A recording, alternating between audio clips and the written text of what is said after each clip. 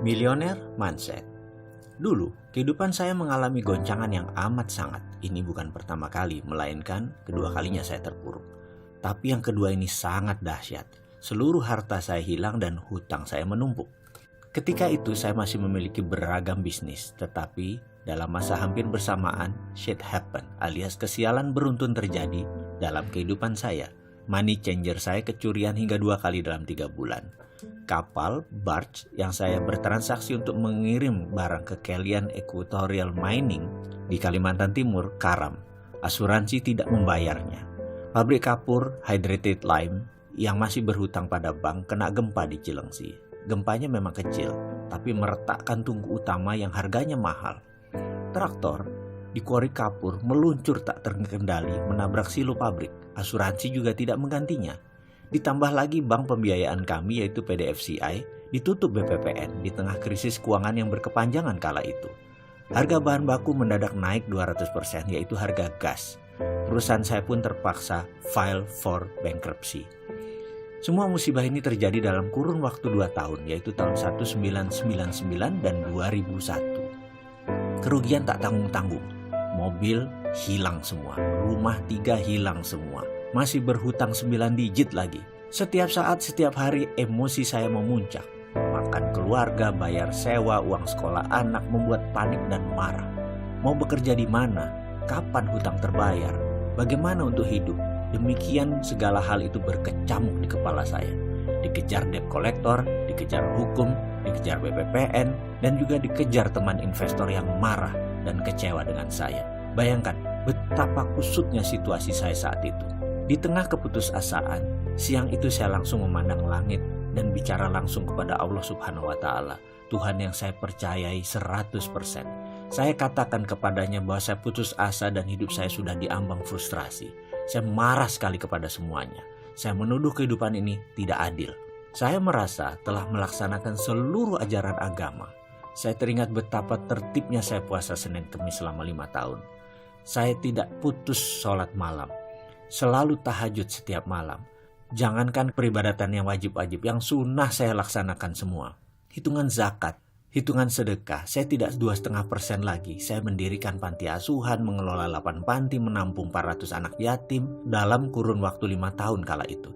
Itu semua saya laksanakan dengan tulus, dengan keindahan munajat. Namun, ketika kebangkrutan beruntun selama 2 tahun tanpa jeda, tanpa belas kasihan terjadi pada saya mempertanyakan, apa bukti ketaatan dengan kenyataan yang saya dapati?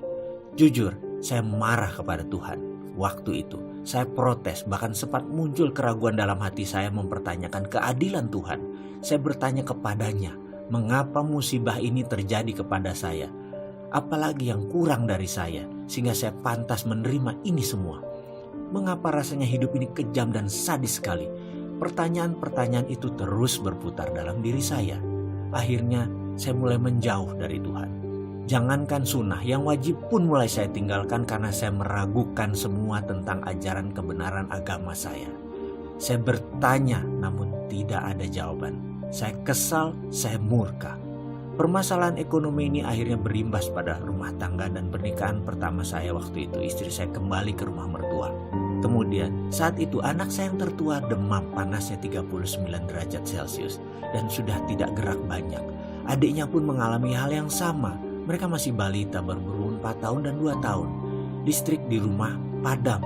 PLN tidak mampu bayar. Tidak ada makanan, tidak ada uang di tangan. Dan setiap saat ada telepon isinya penagih hutang-hutang saya. Saya berutang pada lebih dari 5 institusi keuangan, lebih dari 60 individu. Dari utang yang berjumlah hanya 1 juta hingga miliaran rupiah. Puncaknya, suatu hari saya ditelepon oleh seorang pemberi hutang yang mungkin sudah muak dengan saya. Dengan kasar dia bilang akan mendatangi rumah saya sore ini dan dia akan tagih dengan apapun resikonya. Kalau tidak bayar, dia akan paksa. Gaya bicaranya sudah seperti preman. Tumpah darah pun dia siap, katanya. Saya tidak ada pilihan, hanya bisa melakukan satu hal. Saya bertahan habis-habisan, saya asah pisau. Saya sudah tidak sanggup lagi dan bersiap untuk kemungkinan terburuk. Kalau memang orang itu menantang bertumpah darah, terpaksa saya lawan. Saat itu rasanya saya siap membantai orang. Saya sudah tidak peduli lagi apa yang akan terjadi. Saya sudah tidak punya apa-apa, bahkan harga diri pun saya tidak punya. Saya siap mati.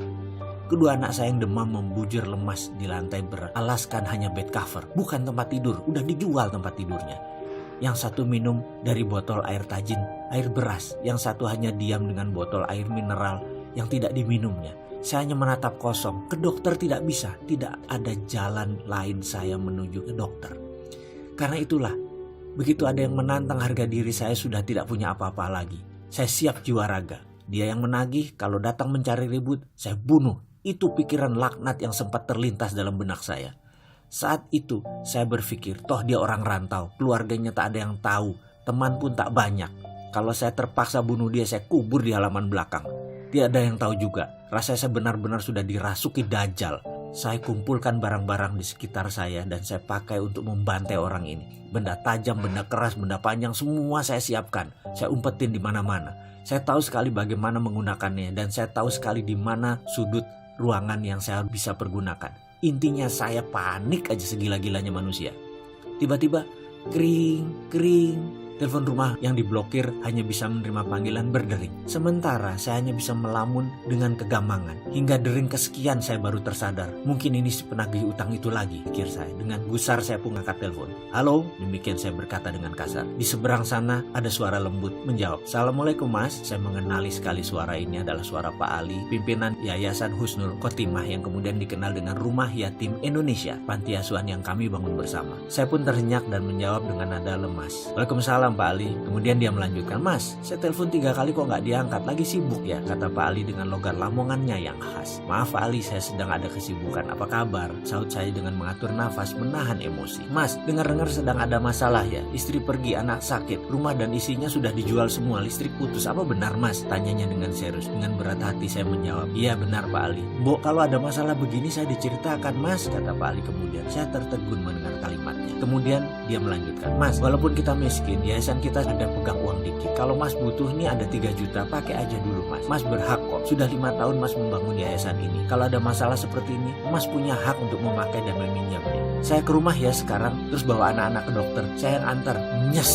Rasanya saat itu bara di hati saya seakan tersiram satu ember es batu. Saya tertegun, terduduk dan menangis terseduh. Saya tidak kuasa menahan getaran di dada. Rasa haru, rasa malu, ada rasa senang, kesal, semua jadi satu. Dengkul saya keduanya di lantai. Tangan saya masih memegang kelewang, pedang pendek. Sesaat kemudian saya buang jauh. Yang ada hanya diri saya tersungkur bersujud. Saya salah ya Allah, saya salah. Batin saya memohon tobat. Saya tersungkur di sajadah tua yang tepat ada di samping saya. Tak lama kemudian selagi saya terduduk menatap langit di bawah pohon kelapa di teras belakang rumah, terdengar suara bariton mengucapkan salam. Assalamualaikum, sapanya. Saya pikir Pak Ali, rupanya bukan.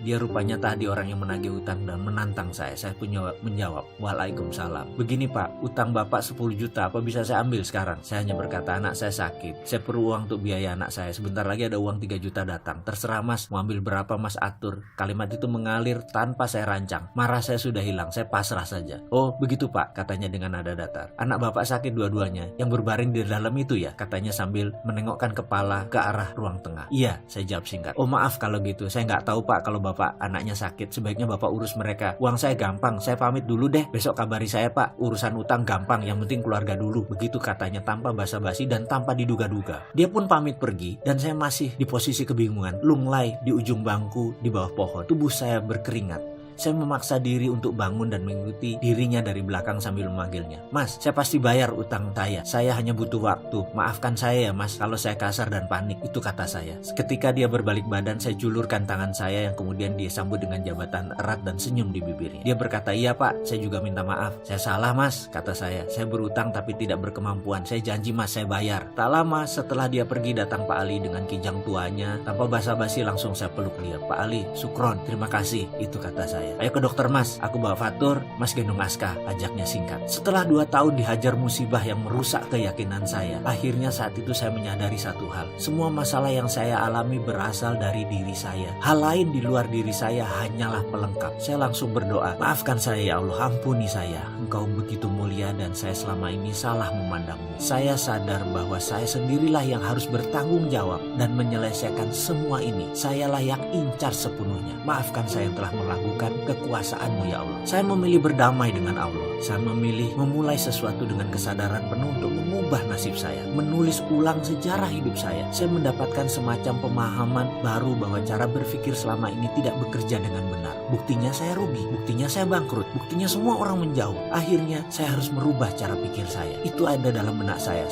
harus berubah. Saya harus kemana dan bagaimana saya mengubahnya? Itu pertanyaannya. Berkali-kali saya bertanya dalam diri saya. Tak lama setelah menjual rumah, saya pindah ke rumah kontrakan yang sempit. Suatu sore, tetangga rumah kontrakan saya pulang kantor. Kaca mobilnya terbuka separuh. Dia rupanya ingin membuang sesuatu, mungkin sampah. Agaknya dia tidak melihat saya berdiri di sisi jalan tersebut. Mungkin karena maghrib pencahayaannya mulai samar. Mungkin juga dia tidak fokus karena mengumpulkan barang yang akan dibuang. Bruk, tiba-tiba segumpal kertas jatuh tepat di kaki saya. Entah mengapa saya tergerak memungutnya dengan tulisan yang berwarna merah mengkilat. Setelah saya membuka lipatannya, saya membaca kertas tersebut, ternyata brosur Millionaire Mindset Training di Australia. Saya merasa aneh dan terkejut. Inikah jawaban doa yang saya panjat?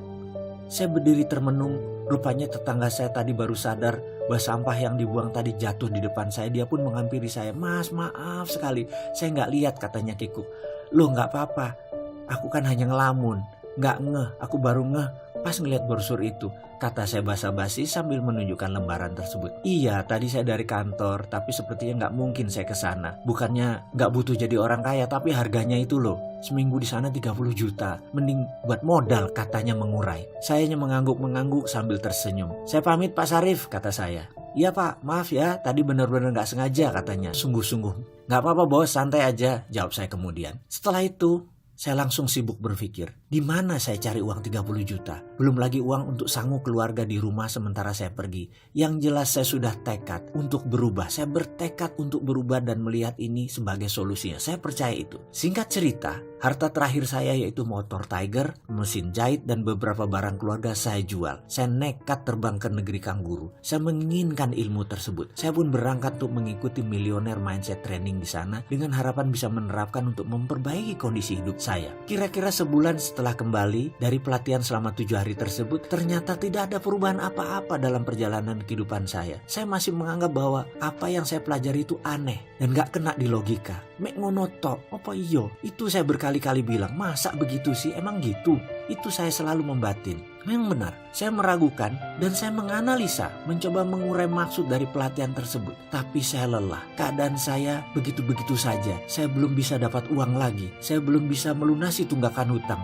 Saya belum bisa merubah nasib saya. Apakah saya harus belajar lagi? Saya mencoba mengingat mundur pengalaman hidup saya. Semua itu terjadi di usia 28 tahun. Benar, saya merasa seakan berjalan di jalan bebas hambatan. Semua mudah, semua gampang. Pada saat itu saya bahkan menggampangi proses. Namun saat ini justru proseslah merupakan hal yang paling saya hormati. Barulah sejak di usia 28 tahunan kehidupan saya mengalami pasang surut yang luar biasa. Baik dari masalah pribadi, masalah spiritual, ketuhanan, masalah rumah tangga, masalah parenting, masalah keuangan. Dikala saya berpikir laut itu berair tenang, saya memilih mengangkat jangkar dan mengembangkan layar ke sebuah tujuan yang pasti, yaitu ingin sukses. Dengan tujuan yang hanya satu arah, yaitu ke depan. Sebuah kesombongan yang saya bayar sangat mahal, sangat melelahkan, penuh duka, air mata, dan keringat. Ternyata laut di depan tidak semanis gelombang di pantai. Di dalam perjalanan ombak besar, angin kencang,